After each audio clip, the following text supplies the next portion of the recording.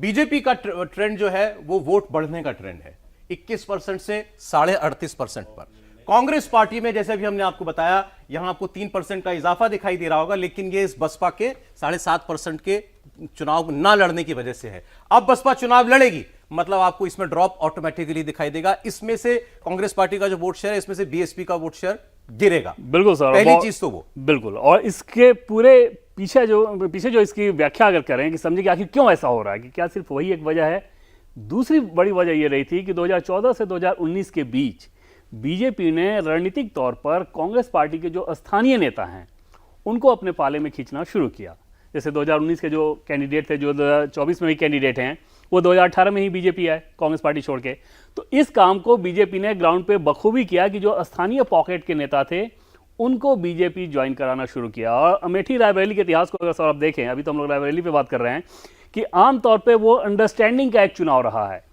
Understanding का चुनाव इस लिहाज से कि कांग्रेस पार्टी का सबसे बड़ा परिवार, फर्स्ट फैमिली है कांग्रेस पार्टी की, तो कोई भी जो क्षेत्रीय दल वहां पे हैं वो भी बहुत शिद्दत के साथ ये रास्ता रोकने की कोशिश नहीं करते थे। वो एक अंडरस्टैंडिंग रहती थी। बीजेपी ने उसमें दरार डालना शुरू किया। बीजेपी वो हर कदम उठाना चाहती है जिससे कांग्रेस की फर्स्ट फैमिली का रास्ता पार्लियामेंट तक रुके, और वहां पर फिर वो समस्या नजर आई है। दूसरा, इस पॉकेट को अगर आप देखें तो सामंती इलाका रहा है। आज भी आपको बड़े गर्व से वहां पे लोग बताएंगे ये राजा साहब, वो राजा साहब, वो राजा साहब, एकदम बाकायदा नाम लेके, और वो सामान्य बातचीत में भी दिखता है। उन राजाओं का धरातल पर इंपैक्ट भी रहा है। जैसे बहुत गरीब लोग भी शान से कहेंगे, जैसे बिहार में ये संभव नहीं है, लेकिन उत्तर प्रदेश के रायबरेली अमेठी पॉकेट में शान से कहेंगे कि राजा साहब जो कहेंगे हम लोग वही करेंगे। अच्छा, वो माइंडसेट अभी उस पॉकेट में चेंज नहीं हुआ। उसका फायदा राजनीति में मिलता था, कांग्रेस पार्टी बखूबी उठाती थी, उसमें भी अब से मुझे लगता है हम जरा एक बार अमेठी को देख लें। अमेठी को जब हम लोग नजर डालेंगे तो आपको रायबरेली समझने में भी आसानी होगी। मैं अभी आपको बताता हूं मैं ये बात क्यों कह रहा हूं। ये आपके सामने अमेठी आ गई।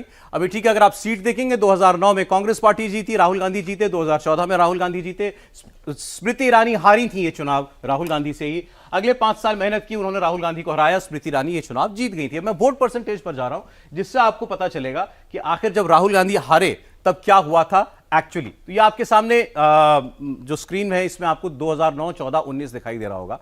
बीजेपी 5.8%, 34.4% से बढ़कर 49.7% पर आ गई। कांग्रेस पार्टी 71.8% से पहले घटी 2014 में 46.7% पर आई, और उसके बाद वो 43.8% पर आई। अब इसमें की फैक्टर देखिए, बसपा नहीं लड़ी चुनाव 2019 का। हमने रायबरेली में जब सोनिया गांधी का चुनाव डिस्कस किया था, वो वोट जो था बसपा का वोट आपको ऐड होता हुआ दिखा था कांग्रेस पार्टी के वोट में। यह चुनाव ऐसा था कि वो बसपा का वोट भी जुड़ नहीं पाया कांग्रेस पार्टी के पास। मतलब स्मृति ईरानी और कांग्रेस की लड़ाई में सारा वोट जो था, एक्सेस वोट, वो बीजेपी के पास चला गया था। और आप देख सकते हैं 6% का मार्जिन था वोट शेयर का, जिससे स्मृति ईरानी ने राहुल गांधी को हराया था। ऑलमोस्ट, और अब देखें तो 50% का वोट शेयर स्मृति ईरानी का रहा। बिल्कुल 49.7, मतलब 50% के आसपास वो वोट लेके आई है। अब सवाल ये है कि ये वोट हुआ कैसे। जो 43.8 दिख रहा है, एक्चुअल में कांग्रेस पार्टी के हिसाब से देखें तो और काफी कम है। जैसा कि बार बार हम लोग बात कर रहे हैं इस बात पे, कांग्रेस पार्टी के बहुत सारे रणनीतिकार इस बात को कहते हैं कि हमारी आंतरिक कुछ राजनीति थी जिस वजह से ये सीट हम लोग हार गए, अन्यथा ऐसा होता नहीं। लेकिन ये सच नहीं है, ये हकीकत से कोसों दूर है। और वो जो दावा करते हैं सिर्फ इस डाटा के आधार पर कि 46 और 43 में तो बमुश्किल 3% का फर्क था, और वो हमारी इनफाइटिंग थी। किसी एक व्यक्ति को मैनेजमेंट का जिम्मा दिया गया था अमेठी को, दूसरे को दिया गया था रायबरेली को, दोनों में आपस में बनती नहीं थी, तो इसलिए ये नुकसान हो गया। ये बहुत सरलीकरण है, ये सही चीज़ नहीं है। सही चीज़ ये था कि बीजेपी ने वहाँ पर ज़बरदस्त उछाल लिया है। स्मृति ईरानी 2014 में भी सौरभ राहुल गांधी को हरा सकती थी। बनिस्पत अगर ये नौबत रही होती कि उनको 6 महीने का टाइम या 3 महीने का टाइम वहाँ पे दिया गया होता, या वो वहाँ पे कैंपेन कर रही होती। अंतिम तकरीबन 25 दिन पहले उनकी उम्मीदवारी का ऐलान किया गया। उसके बाद वहाँ गई, अधिकांश बूथ ऐसे थे, लगभग 60% बूथ ऐसे थे जिसमें बीजेपी का तो अपना कोई बूथ इंचार्ज नहीं था। अब राजाओं के इलाके में अगर कार्यकर्ता बूथ पे ना हो तो आप समझ सकते हैं कि वहाँ पे क्या हो रहा होगा। उस चीज़ ने 2014 में बचाया।